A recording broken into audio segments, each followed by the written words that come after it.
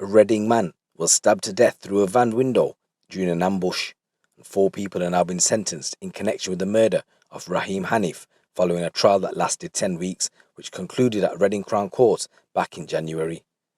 Abbas Khan, who's aged 24, and Kamran Chowdhury, aged 18 of Reading, were found guilty by a unanimous jury verdict of murder. Chowdhury was also found guilty by a unanimous jury verdict of possession of an offensive weapon.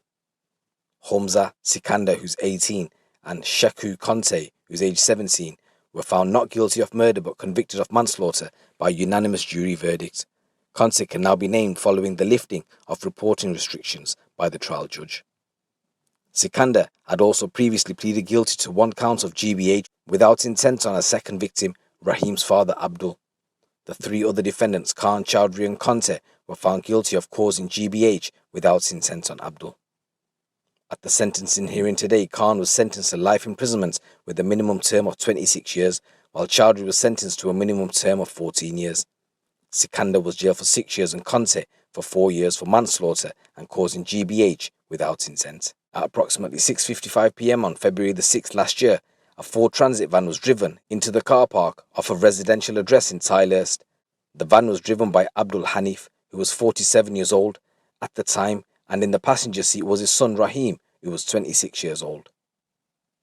The van was followed into the car park by a Range Rover Evoque, which circled the car park until it drove into the front of Mr. Hanif's van several times. Several people got out of the Range Rover, some carrying weapons including baseball bats and large knives, and these weapons were used to attack the body of the van. The driver's side window was broken and Abdul Hanif was struck, causing a broken arm. Mr. Hanif's son, Raheem, was stabbed in the chest through the window of the van and died as a result of his injuries. Khan and Chowdhury were proven to have carried out this attack in joint enterprise alongside Sikandar and Conte. The attack had arisen as a result of a dispute between Raheem Hanif and 2 of the defendants, Abbas Khan and Kamran Chowdhury. A series of previous incidents had occurred, one of which was the day before Raheem's murder on the 5th of February in Oxford Road in Reading. There was a fight between Raheem and Chowdhury, which was captured on phone and street cameras and witnessed by several members of the public. Following this fight, Raheem received treatment in hospital to a small wound to his nose. Later that same afternoon, Raheem's car was parked near his address in Dunland Close, and while in the car park, his vehicle was attacked, with all the windows being smashed and tyres slashed. These incidents were proven to be a forerunner to the incident on the 6th of February, which resulted in Raheem's death.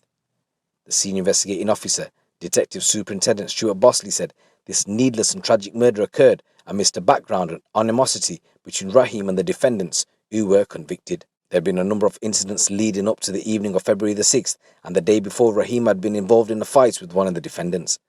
The murder of Raheem on February the 6th was retribution for this ongoing animosity, and the violence that met him that night was completely unjustified.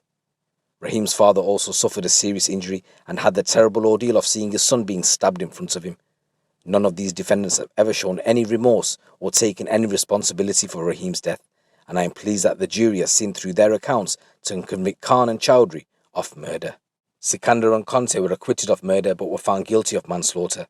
Arriving with weapons that night, it was very clear that Khan and Chowdhury intended to cause, at the very least, really serious harm to Raheem in this horrific joint enterprise attack. Although not all 4 would have inflicted the fatal wound to Raheem, we were able to prove beyond reasonable doubt that all 4 were involved in the attack in some capacity, and in the case of Khan and Chowdhury, arrived at the scene intent on causing really serious harm. This is yet another example of the very real dangers of carrying weapons, particularly knives. If you carry a knife, you put yourself in danger of either using it yourself or it being used against you. Carrying a knife can never be justified in any circumstance, and we will continue to pursue those who look to do so and bring offenders to justice.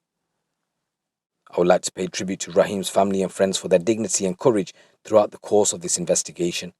Raheem's father Abdul suffered a significant injury himself during the incident, but his evidence and account of what happened and his support of our investigation has helped us bring his son's killer to justice. All 4 defendants will now serve substantial prison sentences, and although I know that no sentence will bring solace to Raheem's family and friends, I hope that they will be able to move on with their lives in the knowledge that justice has been served. So you're probably thinking what this feud was all over. So when the trial first began back in November, Reading Crown Court heard how the feud emerged between Raheem Hanif and Abbas Khan. Basically, Abbas Khan is believed to have had an affair with Raheem Hanif's partner. Then today in court, a fight erupted between two killers. So the altercation started in the courtroom after Abbas Khan and Sheku Conte were sentenced to 26 years and 4 years in prison respectively for murder and manslaughter. So as Her Honour, Judge Norton read out the group sentences, a woman from the public gallery confronted Conte, who was sitting behind the screen. The 17-year-old and Abbas Khan then squared up to each other and moved towards one another. Probation officers intervened and stopped the defendants from getting to each other. Her Honour, Judge Norton then left the courtroom and the public gallery was evacuated. And then it's believed that outside the courtroom there was a couple of kickoffs as well, and one person was arrested. Once again, I just want to say rest in peace, Mr. Hanif, and my condolences go out to your family. It's your boy GT. Keep it locked, keep it real. With regards to a British businessman who was shot dead in Mexico after he had some beef with some Mexican cartel members. I'll put the link in the description below, so go check that one out.